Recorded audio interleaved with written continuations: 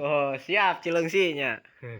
Assalamualaikum warahmatullahi wabarakatuh. Nah, kali ini saya berada di penangkaran Pledekan Gunung yang berada di Cilengsi, Kabupaten Bogor.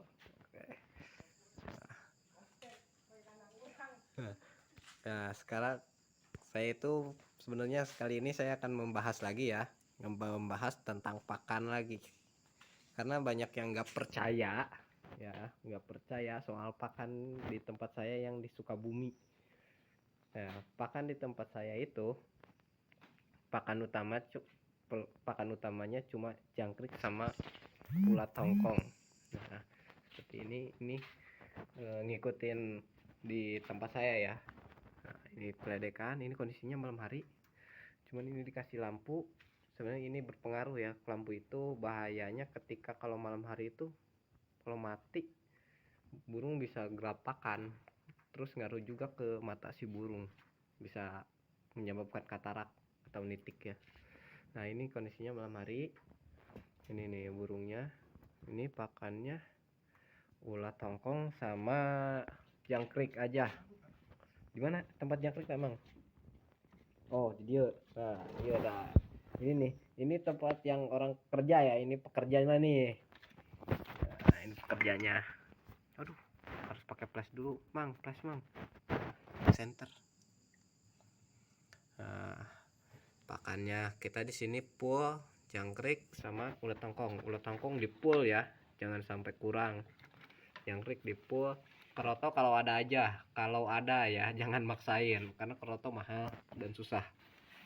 Kalau saya nggak pernah pakai keroto udah lama, udah hampir 2 tahun nggak pernah pakai keroto. Nah, ini juga ini teledekan gunung. Ini udah tidur ya. Mana Mang? Binatang kali itu ya. Itu ketempo. Poek di dia poek. Lah. Nah, gelap-gelap malam. Nah, ini kosong. Nanti ini mau rencana katanya sih mau diisi sama kacer kalau enggak wambi. Ini juga teledekan. Di sini baru ada 3 pasang. Ini gelap nih. Mana betinanya? Tidur di pojok sana. Tuh terbang. Bener. Udah plok baik. Nah, sekarang kita bahas lagi ke pakan. Topik utama ini cuma di sini ada 4 kandang ya. Nanti akan nambah lagi. Diperbanyak kursus teledekan. Yang pasok teledekannya terutama ya dari saya sendiri. Nah, ini untuk pakannya ya. Nah, ini untuk pakan. Ini ulat hongkong. Ya. Nah, saya kasih tahu ya tips biar ulat hongkong itu pada sehat ya, keburungnya sehat, nutrisinya terpenuhi. Nah, ini tuh ulat hongkong dikasih makannya. Kalau nggak kunyit dikasih jahe ya. Kalau nggak jahe itu ada lagi apa? Kencur. Nah, kencur bisa pakai itu bisa apa namanya tuh buat serat, jadi agak bisa lebih membaik, cepat sehat juga. Nah, ini jangkrik. Nah, jangkrik masih banyak ya. Ini kasih kunyit sama jahe. Nah, kenapa misalkan harus dikasih makan? Karena kalau nggak dikasih makan itu si jangkrik ya dikasih makan kunyit gitu kan, terus apa jahe kayak gitu, apa aja sih sebenarnya, pakai pur juga bisa. Cuman kalau pur biasanya agak panas, dia cepet tumbuh juga, cepet gede jangkriknya. Nah, biasanya kalau di peternakan ada yang pakai apa? Klaras. Ya, ada yang pakai. Ada juga yang pakai bekas telur. Nah, kalau yang bekas telur itu sebenarnya bahaya banget. Bisa menyebabkan egg breeding. Ya, karena apa? Bisa egg breeding itu. Si jangkriknya itu makannya itu nggak makan apa namanya itu, nggak dimakan makanannya kebanyakan ya kalau udah ditampung kayak gini. Jadi pas baru datang itu ditampung ya, harus bagusnya pakai klaras kayak gini terus dikasih makan. Kalau nggak dikasih makan si jangkriknya cuma makan klaras kering ini, nggak ada nutrisi sama sekali. Terus kalau misalkan pakai cangkang telur, itu cangkang telurnya yang dimakan kayak gitu, itu bahayanya. Nah tuh kalau misalkan cangkang telur yang dimakan, si si jangkriknya makan cangkang telurnya, terus si jangkriknya dimakan sama burung, bisa menyebabkan sakit karena apa? Pencernaannya itu terganggu. Karena kan di sini si jangkriknya juga terganggu, nggak sehat. Nah, ini nih lagi motong-motong lagi kunyitnya. Nah, kayak gitu. Nah, itu ini pakan yang selalu saya siapkan di Sukabumi ya, di tempat penangkaran saya, Rumah Tradekan Sukabumi. Kayak ginilah pakannya, kayak gitu. Nggak ada yang disembunyikan di saya kasih ilmunya kayak gitu kan. Tapi untuk pemberian pakan ke burung itu bebas ya, nggak apa namanya itu, nggak tergantung wah mau ngikutin saya pakannya kayak gini, terserah itu. Mau misalkan gimana saya aja, bebas. Karena yang tahu kondisi burung bukan saya ya, yang tahu kondisi burung itu tapi pemilik burungnya. Karena saya nggak tahu, dalam artian nggak tahu tuh karena saya nggak ngelihat burungnya, belum tahu karakternya. Memahami dulu karakter burung baru bisa ngasih pakannya yang sesuai kayak gitu. Kalau mau di pool bebas, kalau mau ditakar misalkan pagi dikasih 20, sore dikasih 20, itu terserah ya.